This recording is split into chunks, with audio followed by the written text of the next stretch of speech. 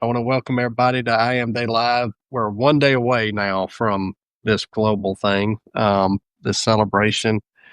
Tomorrow, September 24th, which is the best month of the year. It marks Why is that? Why is that, Joe? Why is that? because it's my birthday. Oh, yeah. Yeah. None of this would be possible without September. So um, we'll go with that. So we're one day away, and that's marking 100 years since Florence wrote The Game of Life and how to play it. And, you know, we talk about the presence, the kindness, and awakening, and that stuff. And today, with that in mind, we're joined with Jessica, who's one of my favorites. I've not hid that because I like her energy, and she's like the bridge between Richard's calm and my insanity, and we'll stick with it and go that way. So she's found her Stay With Yourself and a guide in the art of living fully. And to set the tone here today, Florence wrote one time, that the invisible forces are ever working for man who is always pulling the strings himself, though he does not know it. And I'm going to take a second, even though you didn't allow me to in this thing, to reflect on that a little bit, because I think that's important that we're pulling the strings ourselves. And a lot of times we look externally for power. We look for some mystical force beyond us, whatever you may name that, to give us the power to state I am, or let's be honest. You can say I am not too, just as much as you can say I am, Yeah. and that's just as much or just as important as saying I am on some days. Is I am not. I am not a victim. I am not uh, this, or I am not that. Is just as powerful as saying I am something else.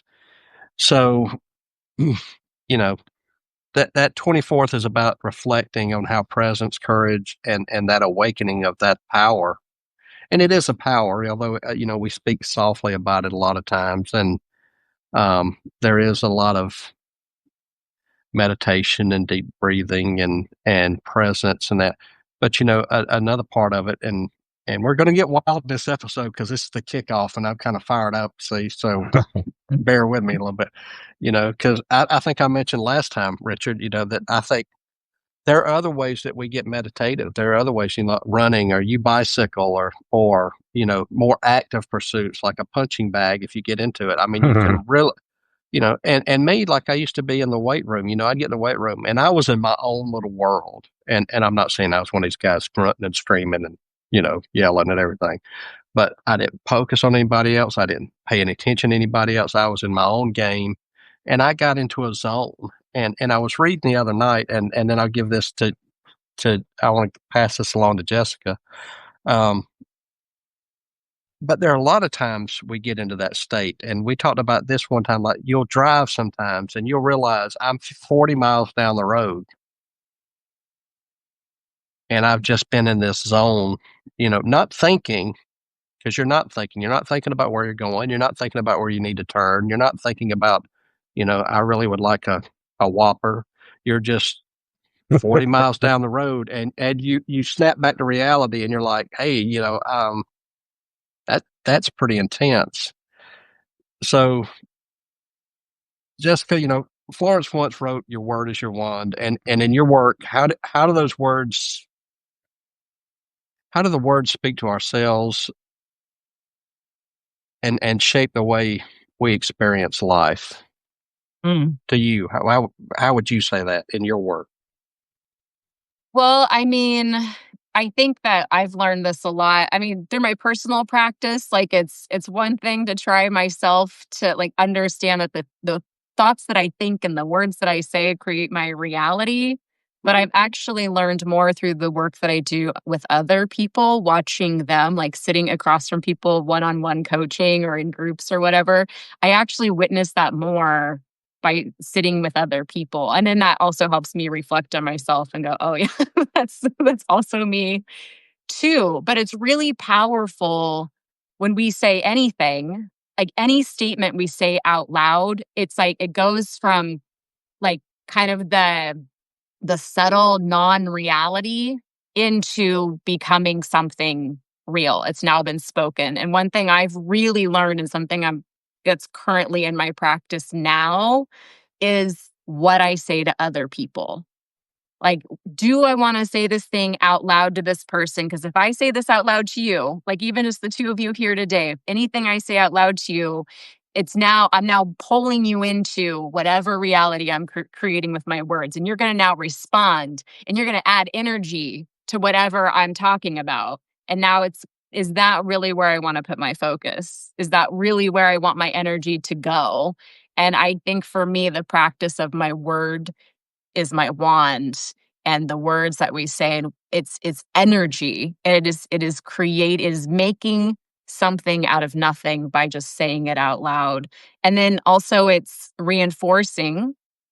I'm a huge fan of like prayer and praying out loud because it's reinforcing not just thoughts, but it kind of like overrides the competing silent thoughts that are happening all the time. When you say it out loud, it kind of just, it's like a megaphone to the heart, the mind, the body. So, I mean, I think that's on point with what you're talking about, but that's how I see words as as like, be very mindful with the words that you say and then who you pull into those words, even if it's a little negative comment, because it might just grow into a larger conversation. And now it's like it feeds energy. Words feed energy of whatever it is that you're focused on. So that's how I work with clients too. And when I'm teaching or working one-on-one or in groups, it's always like, oh, so you just said this thing out loud. Like I can't, or that could never happen, or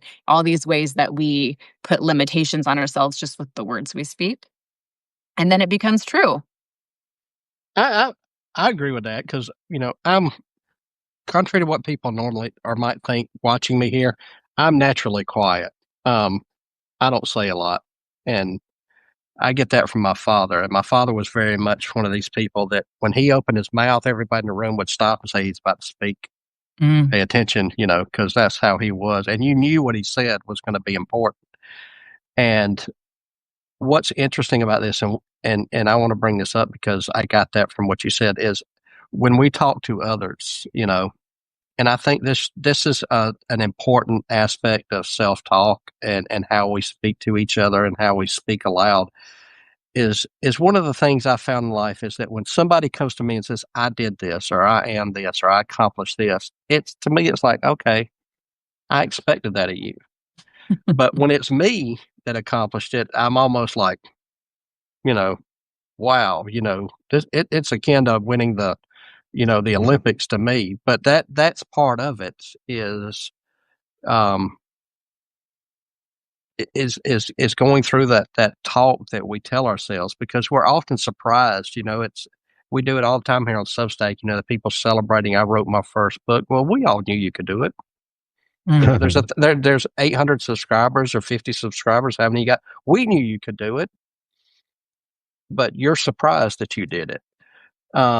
So I ask you, when we become aware of our self-talk, what changes in the way that we show up to our lives and our relationship? And I think this is way more important than how simple the question sounds. So the simplicity of the question belies or is not indicative of how important this question is. Because when we get up in the mornings and we look in the mirror and as ridiculous as it sounds, it says, I'm a good husband, or I'm a great father, or I'm a great writer, or, how important is that and what changes in the way we show up?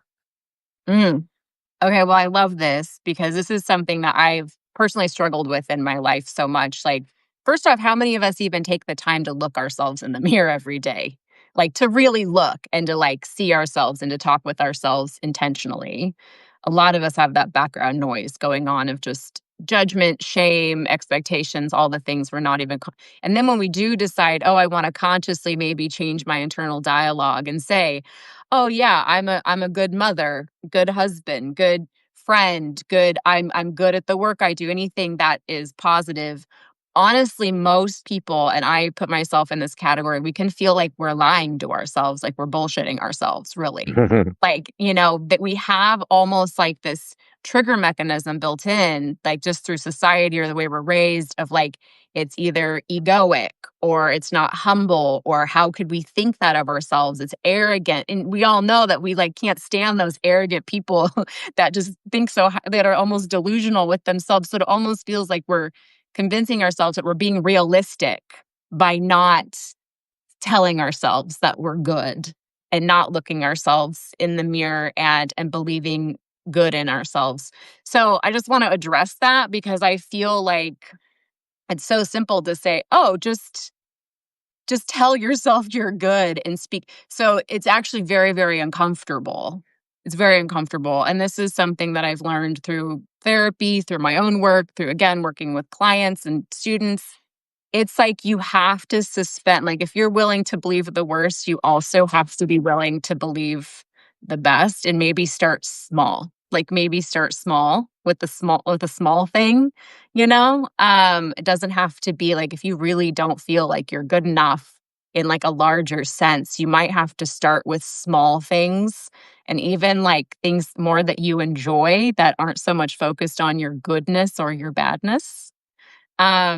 But just like, I'll have a day where I'm having a good hair day, and I'll be like, good hair day. And that's like the best I can do, and that feels true. Like in that moment, I might not be able to say other nice things that day, but I could at least take that. So it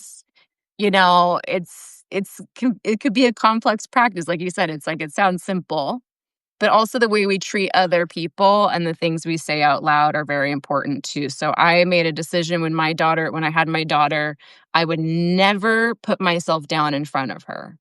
Like I never wanted her, because my mom put herself down a lot in front of me. And it broke my little heart as a little girl, because I'm looking up to my mom and I'm like, I'm going to be a woman someday, just like my mother. And she would, put herself down in front of the mirror, her body or her mind or whatever it was. So that also set a standard for me of like, I might feel maybe some negative things about myself, but I'm not going to say them out loud, first of all, in front of anybody or to anybody. I'm not going to give it power. And I think that's also another way to kind of start to shift into, and a third thing to that is also receiving when people give compliments. Like we don't always even notice the things that we've achieved or the good things that we've done. Like I ran a very successful program for like 3 years online, and I was putting on retreats and doing all this stuff, and I didn't see it at all. It felt like a failure to me because it wasn't as big as these people over here, and I was still struggling to pay the bills even though it was successful. And a friend of mine was like, you are doing what so many people dream about doing. You're actually accomplishing what so many people are trying to accomplish right now. And I was like, I never thought of that. Like, it didn't dawn on me that I was still succeeding in my efforts because I was comparing myself to how I thought it should look over here. And so just having a friend tell me that really made a difference. So I think also learning to receive the things that people tell us and receive them as truth and receive honest reflection back from others helps shift that talk as well. I believe that's absolutely right. I'll give it to you, Richard. I'm not going to take up the whole hour. Thank you. But hold on, I Thank want you. to say one thing about that, and then I'll pass it along to you. One of the things I found that worked for me, and this sounds ridiculous, is referring to myself in the third person. Mm-hmm. And although it serves twofold: one, I like it, and two, it aggravates everybody around me. So I'm getting two for the price of one here, because I can say, get up in the morning, like Joe, like Joe's looking good today. Joe's feeling good today. Joe's going to knock it out of the park today. And I'm walking around getting pumped up, and everybody around me is like, okay, dude, lighten up. But it works. And with that, I'll give it to Richard, who has to Thanks, compare Joe. me every day. I know. It's just, I'm feeling great. And speaking of the mirror, Jessica, I access my inner child when I look at myself in the mirror, because I want to be young, feel young, act young, live young. And we'll get into a little bit about your whole premise on your talk tomorrow on IAMday. But when I look at myself in the mirror, I say, "I love you, Ricky." That's what I was Ricky when I was a little boy. So, and it kind of makes me feel sort of uplifted when I'm talking to my inner child. I don't have to actually see the guy with gray hair and whatever. So it's kind of nice. And I know how important mirror work can be, and or in a lot of the stuff you were saying. But I heard once this concept of, if you what you were saying, it's important what you say out loud, because they're like seeds being planted, not only for people that you're speaking to, or they could be the seeds that you're planting for yourself. Now, I come from the Midwest, and we're farmers. We have grain, we have canola, we have all these barley, all these seeds that are planted. And the one important thing about planting in the farming community is to have clean seed, Mm. right? And when I heard this person say, "Well, how can you stop yourself if you feel that you're saying something that's a bad seed?" And he came up with crop failure, right? And you said crop failure, if you're planting bad seeds, crop failure, right? So I thought, wow, because that just sticks in your head, crop failure, right? And Mhm. to farmers, that's super, super bad news if you have crop failure. So, I mean, it is so important that our words are seeds, and that we, yes, sow them in a way that is helpful to all. So thanks for sharing all that about your words, Jessica. Now let's move into a little bit more about what your piece is about, where you say, "I will not die an unlived life." Now, those are big words. They're tender, yet they're actually very impactful. So unpack that a little for us about "I will not die an unlived life." Well, that's pretty easy. I mean, I'll give credit where obviously credit's due. So I got this phrase from Donna Markova, and this Mm. is her book, I Will Not Die an Unlived Life. And it's based on a poem that she wrote. And I read this book years ago when I was going through what I'm calling my second awakening. And it struck me, and I've loved this book, and it's just on reclaiming purpose and passion is what she wrote it about. But just those words, I will not die and unlive life. I thought I might just read you the poem, and I'll read Sure. it tomorrow too, and we'll like Mm. go into it. But I just and she talks a little bit about seeds as well in the poem. So okay, here it is. I will not die an unlived life. I will not live in fear of falling or catching fire. I choose to inhabit my days, to allow my living to open me, to make me less afraid, more accessible, to loosen my heart until it becomes a wing, a torch, a promise. I choose to risk my significance, to live so that which came to me as seed goes to the next as blossom, and that which came to me as blossom goes on as fruit. Beautiful. Yeah, it's such a beautiful. I mean, I feel like it's beautiful to be able to see it and like, really take it in over and over and over. But what I love about it, and this has been again my practice. I do a lot of reading. I read a lot of books, and that's why again I have the Game of Life, and I have Oh, just a um minute. I got mine. same one. Um, but like this concept of living with an open heart, um and allowing my living to open me, to soften me, to make me more accessible. Like we all know those moments. I think Joe was kind of talking about it when we were even just in the zone driving. Like driving, I love driving. I love Mm. driving and going on walks and moving but or those moments when we're sitting out and we just suddenly catch a glimpse. It can just be like a second and we don't even mean to, or it could be 30 seconds, but we suddenly are awake to the life around us, to the blue sky or the rain or the sun or the birds or the grass or the breath in our body. Like thinking about it just makes me want to cry because it is so tender. And to really, and I think for me, it means a lot to me because I grew up in a religious home. I would call myself probably spiritual, but at my heart, I'm probably more agnostic, which is just an energy of I don't know. I don't know. I don't know really what came before this life. I don't really know what comes after, but I know I'm alive now. I know that I'm alive now. And I know that I'm alive with you and you're in front of me, and everything that is here now is exactly, it's never going to be in this exactness ever again. Even the state of the pile of dirty laundry and dishes and chaos, it's beautiful in all of that. And Ram Dass talks about that. He talks about loving the stain on the carpet, and what it took to have a stain on the carpet, and to like really just fall in love with this fleeting life that will Dive, someday come to an end. dive into the mess. Dive Yeah. into it. Yes. And I know you love water, so like I mean, dive right in. Yeah. And So go for the thing about water that I love too is you'll be so hot in the sun. And if you just jump into that cold, it'll shock you.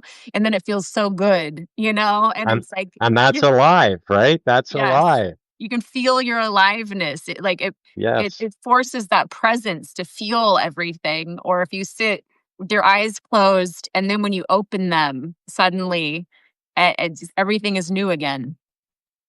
Now, one of our contributors on Sunday, they did their piece because it was the fall equinox, and they wanted to tie it in.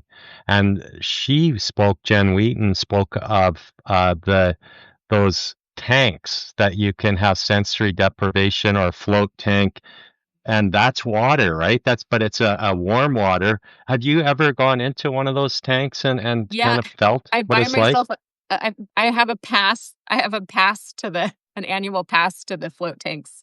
I haven't been in a Really? while, but it's one of my Okay. favorite things is to take a day for myself and usually spend, yoga and meditation. Go sometimes I'll book a massage or Mhm. acupuncture, and then I'll do the float tank kind of at the end of the day.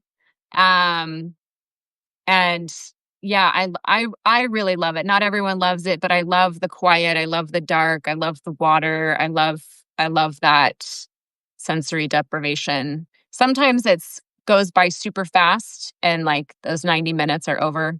And then sometimes it feels like it's dragging on forever and I'm really antsy and I want to get out. Well, okay. Let's just talk about that for a moment before we pass it back to Joe, because you just said, and I used the term the sensory deprivation.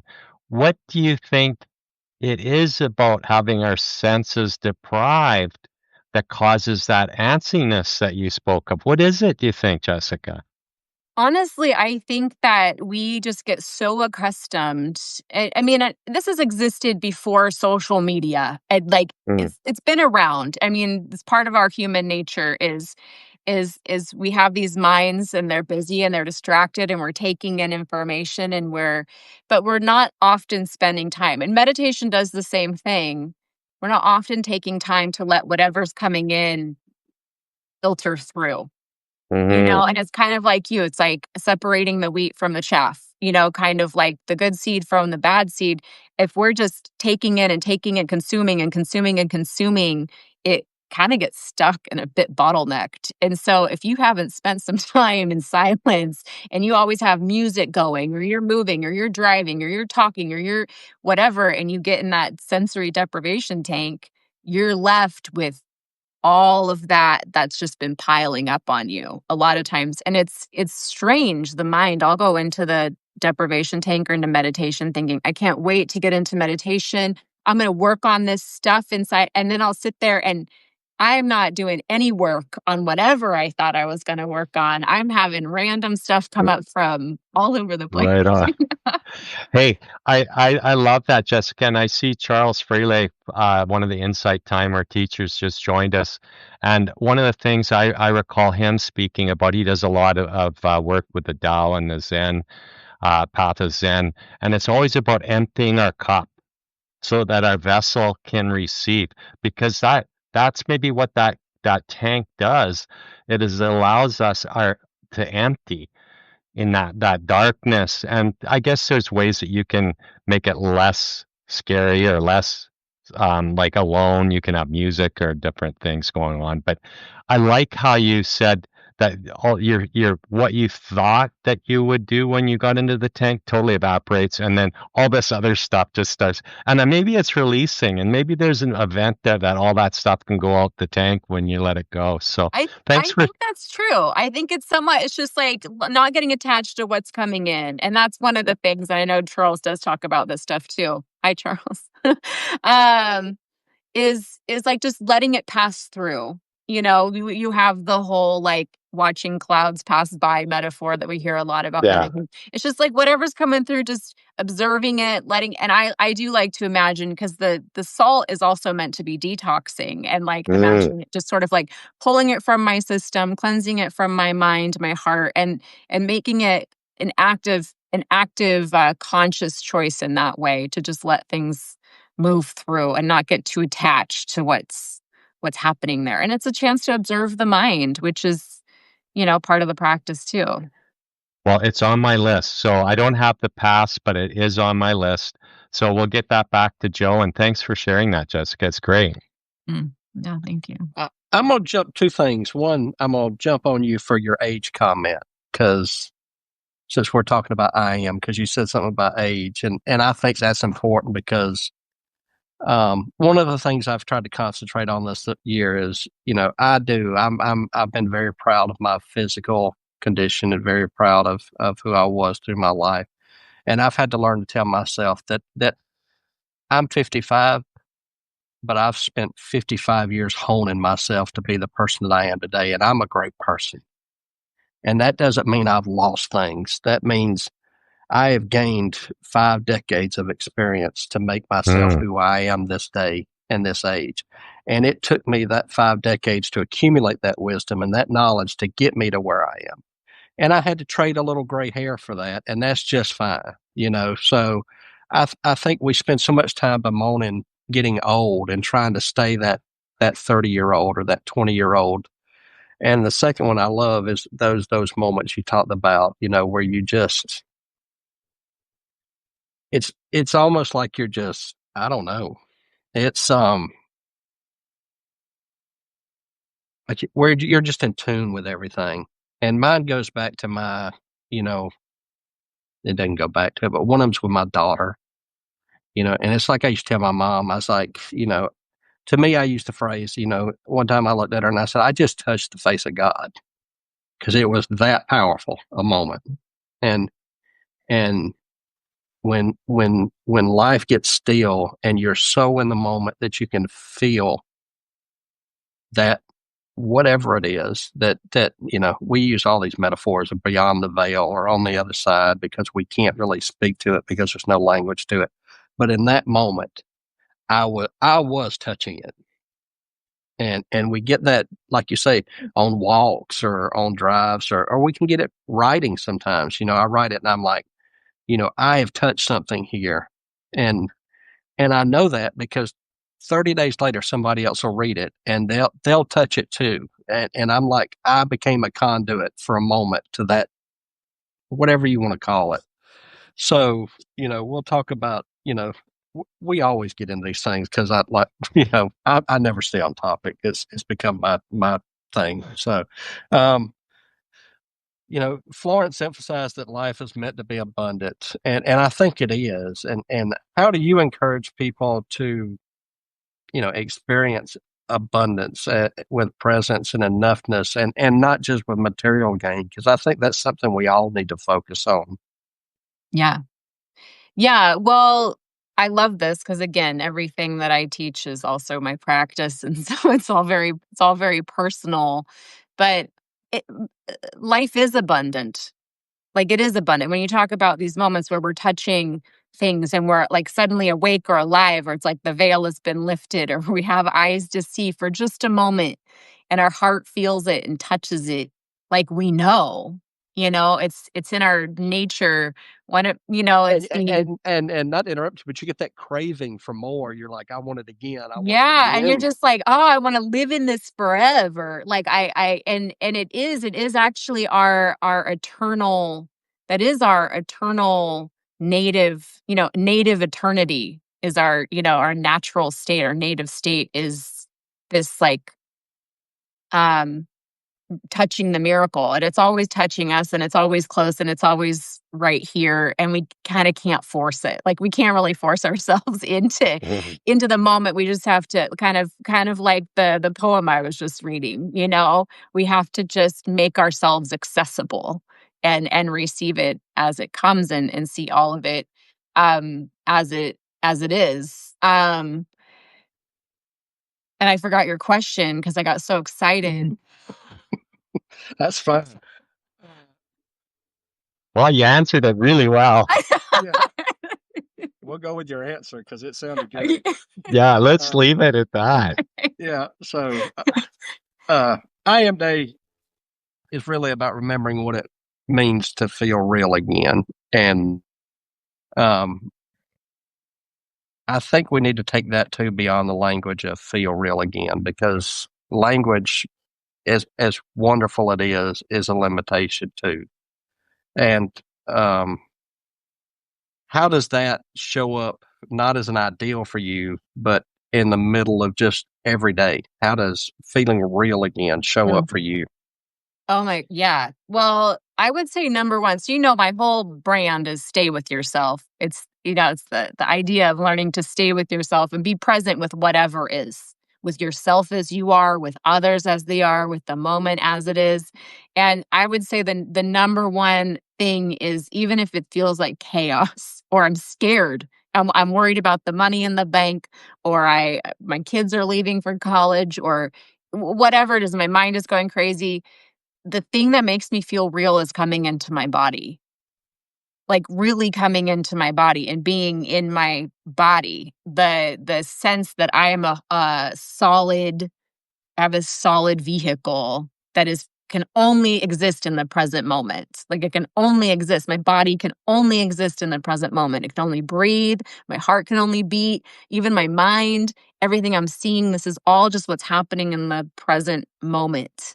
And if I can just take a moment to, like, feel the edges of myself as a solid existing with all these other solids and non-solids in time and space, it makes it makes it real. It makes the moment real, as opposed to the mind, which is just mostly imaginings and memories. And they say the mind can't tell the difference between reality and perceived reality. So coming into the body brings me into just what is. And it that brings realness to me in whatever it is. And then that kind of goes to actually the question that I didn't fully answer before, which was like how to tap into abundance, that's not just material abundance, but recognizing that everything is good in this moment. Like, in this moment, whatever's happening, all my needs are provided for. I might be worried that I'm not going to be provided for in the future, but in this moment, there's no lion coming to chase me. All is well. I will face things as I need to face things. But that practice of really letting go of, like, the worry and the mental gymnastics and being really where I am, where all is well, that's like, that to me just doesn't work every time, but it does work enough times to where that's what I come back to the most. Fair enough. It doesn't work every time. No. I know that. I've had mine too. So, but it works most of the time. I can ramp myself back, and you're right. Mhm. Getting in the moment especially in the midst of a crisis, and sit there and get quiet for a minute and say, you have been worse. You Mhm. have been through worse. Mhm. You can take this. And it's not you're a tough guy, you're strong, it's just you have handled worse than this before. Yeah. And you will get through this. And I've had to use that a lot. So I understand exactly what you're saying. And it's getting in that moment. And let's stop talking about the future, because we can't control what's going to happen tomorrow, and we can't alter the past.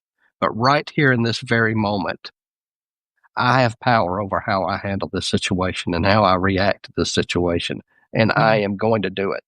Yes. And, Even just and that that energy propels of you how you on. show up to it. Yeah. Yeah. So I get exactly what you're saying. So I'll pass it to Richard for a second. Okay, well, he's passing it to me, and I'm looking for something, but I know Jessica's gonna have it right handy because I had an epiphany. Thank you, Joe, for that, because I was just sitting on this and I'm going, I got to talk about this.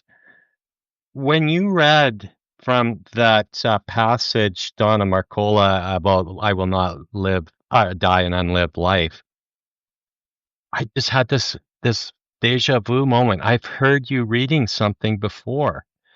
And I believe I heard you reading Tosha Silver's Full Abundance Change Me prayer on a program on Insight Timer that Violet 108. She's one of our collaborators here within IAMday as well. You read that poem.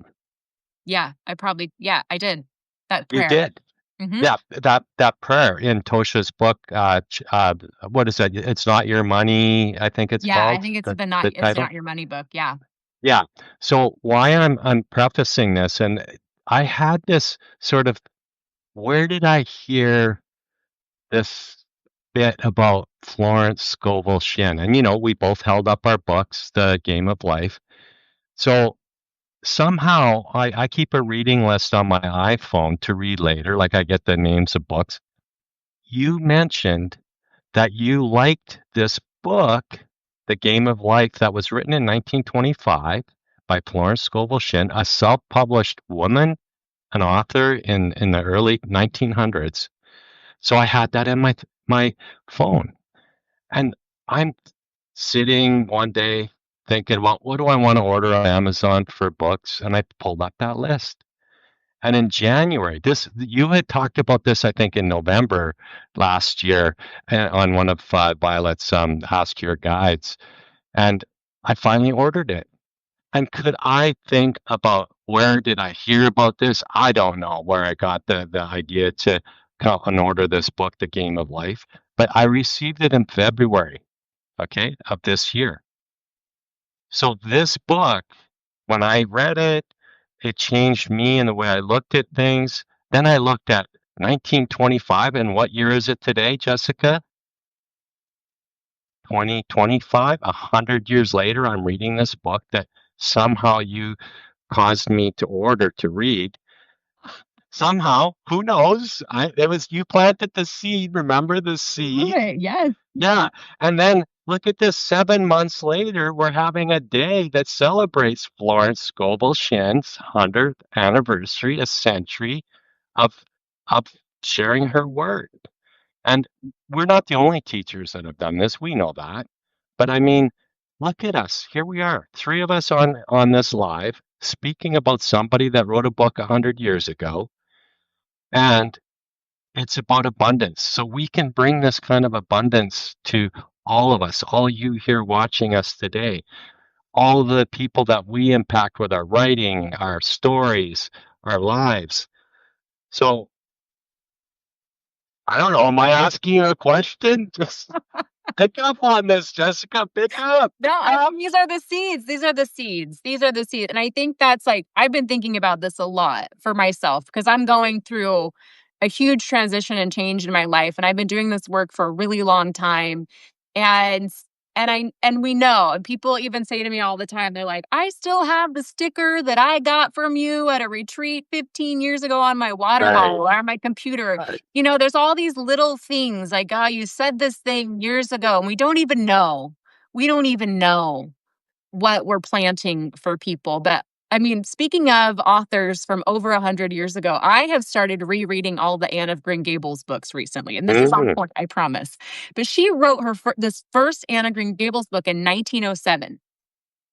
So, like, we obviously have a thing for these, very old authors. But one thing I love about the Anne character, Anne Shirley character, is that as you watch her journey and as you watch her move from situation to situation, sometimes disastrous, sometimes, miraculous, you see that she affects everybody around her just with who she is and just with her energy and just with her aliveness, even with her temper, even with her bad moods, even with her sad moods. She feels it all fully, but she also moves through the world in a positive manner. She is moving forth, always seeking and always being open to connecting with other kindred spirits, as she calls them, with at least making the effort to bring beauty and to bring aliveness to everything that she does.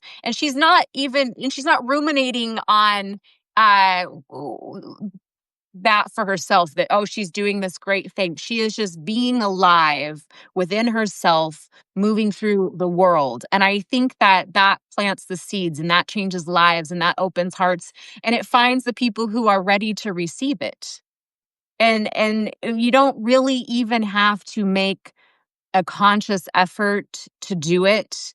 You just have to show up and be what it is that you are in your own aliveness. That's some of what we're talking about, is being present in ourselves, being present in our own aliveness, being connected to something greater within ourselves. Again, that power we were even talking about at the beginning that Joe was mentioning of like, we do have control over this. We have control over these strings that we pull within ourselves. And that relationship, it creates an atmosphere everywhere we go. So when you are able to create an atmosphere that you love living in within yourself and within your life, within your home, you carry it everywhere you go. And that atmosphere affects everything, and you don't have to try. And I think that the abundance prayer, which might be worth I haven't memorized, but it might be worth reading or saying, of course, probably tomorrow during my live. I'll read the poem and I'll read that prayer. That's what it speaks of. The first is, divine beloved, allow me to give with complete ease and abundance, knowing you are the unlimited source of all.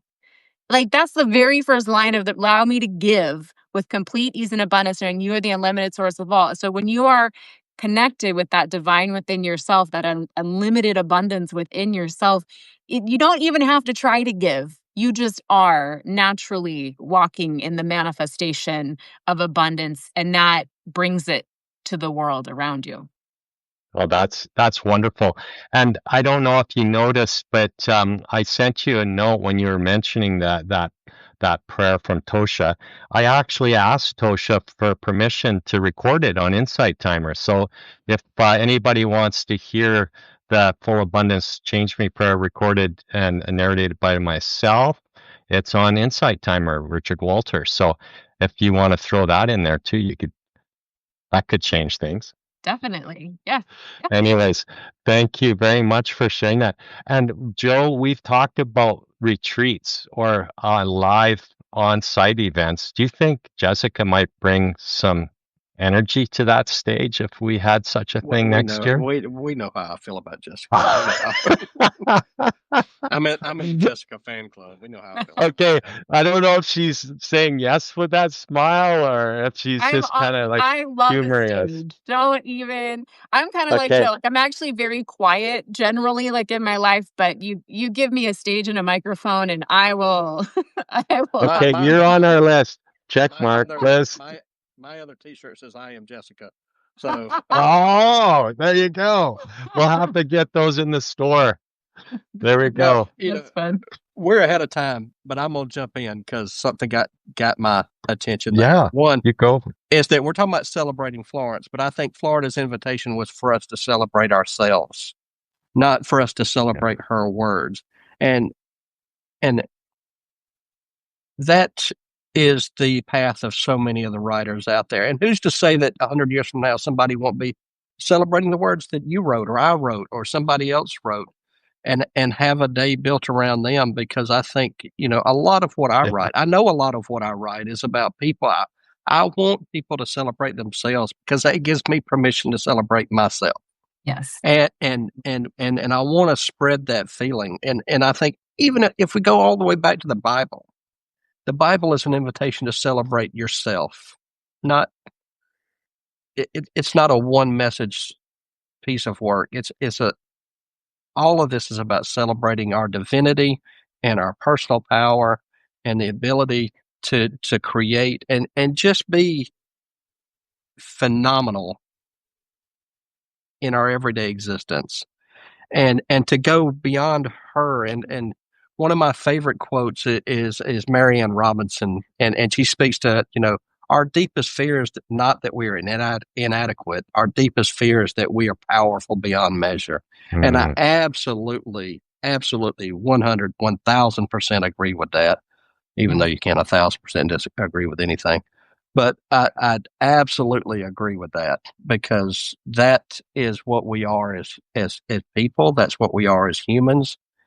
And when we embrace that, we go out into the world and we give other people. It's like you said, we're planting seeds for other people. And every day, I always talk about my mom because my mom watches, and it's not to give her a shout out, although, hey mom, how you doing? It's because when I write something dark, she'll call me and she's like, she's like, what is this about, son? And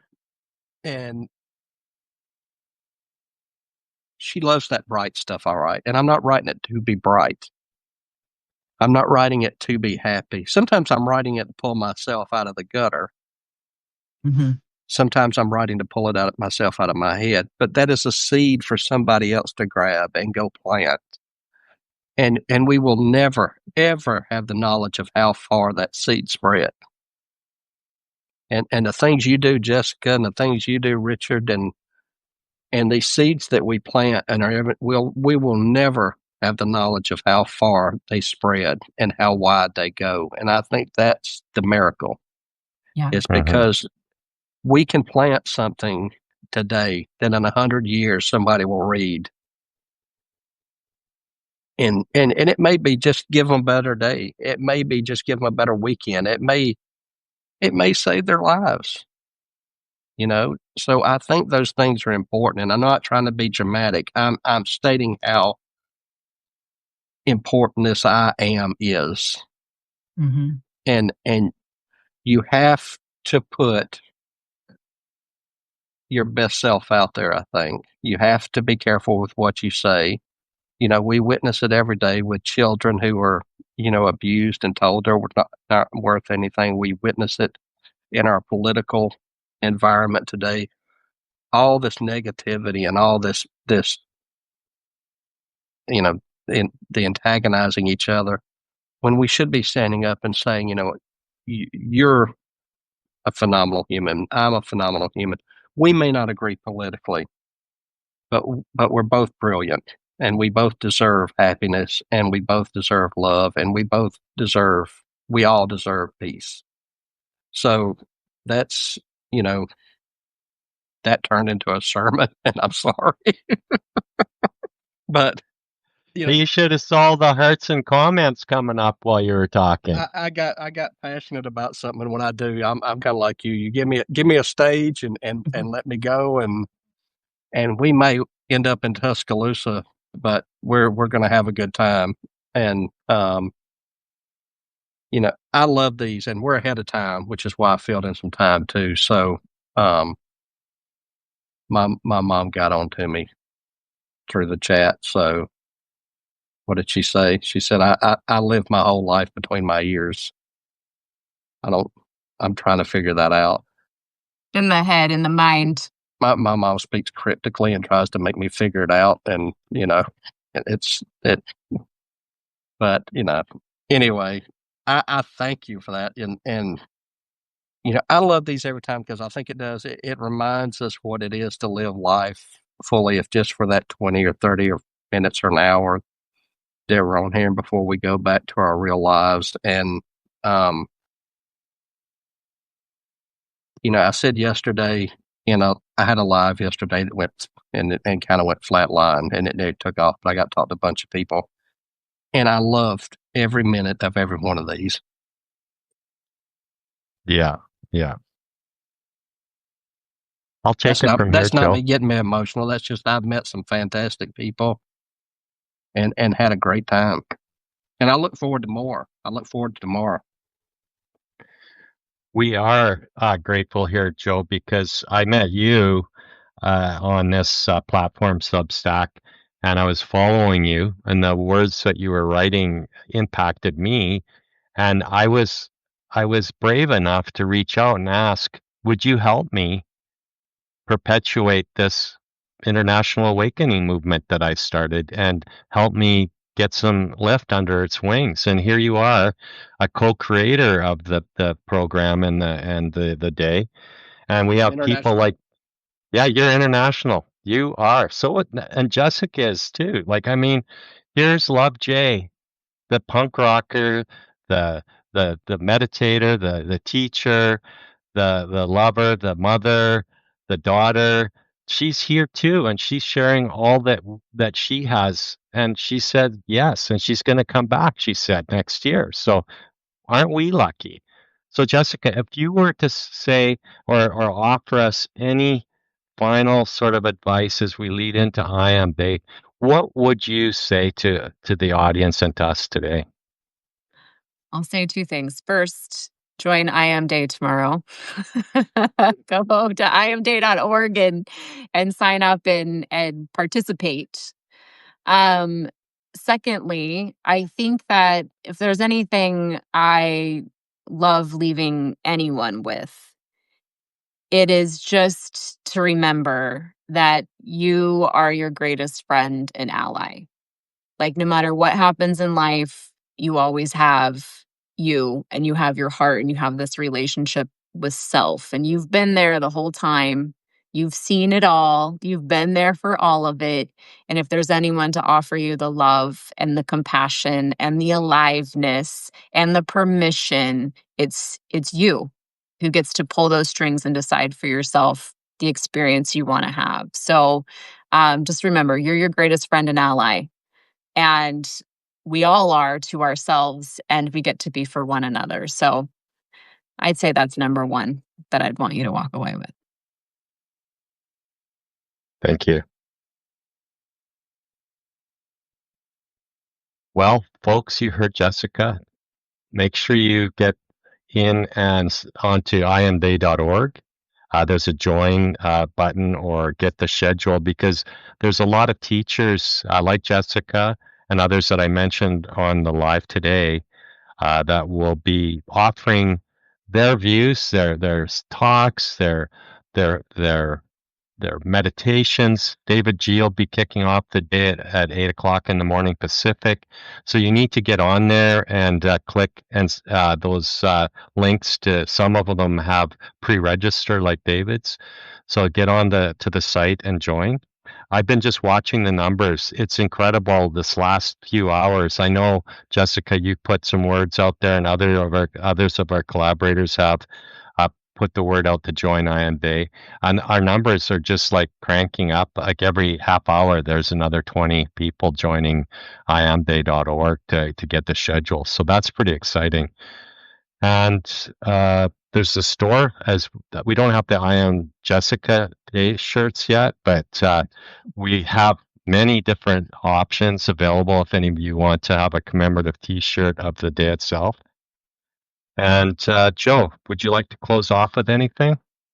Yeah, I mean, first and foremost, I'd like to say thanks to everybody that has signed in every week to watch this, because I know you're taking valuable time out of your day to sit here and listen to us ramble and talk. So thank you to everybody that has signed on.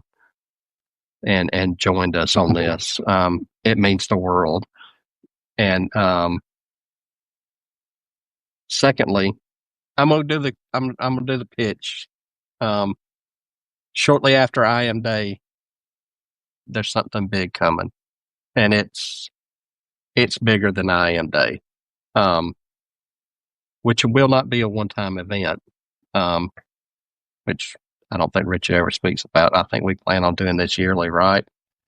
Yeah, well, we already have Jessica lined up for 2026, September 24. She's got it in her calendar already. We would already be in Miami or somewhere if it wasn't for Richard getting in the way. I had the place reserved. I had speakers. I had caterers. I had everything lined up.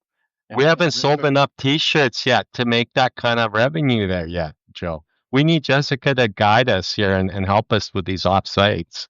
He came to me with this I am thing, and I was like, I am in Miami. I am going to give the, I saw the stage. I thought it was Savannah. I thought we were going to Savannah, your backyard as a young boy.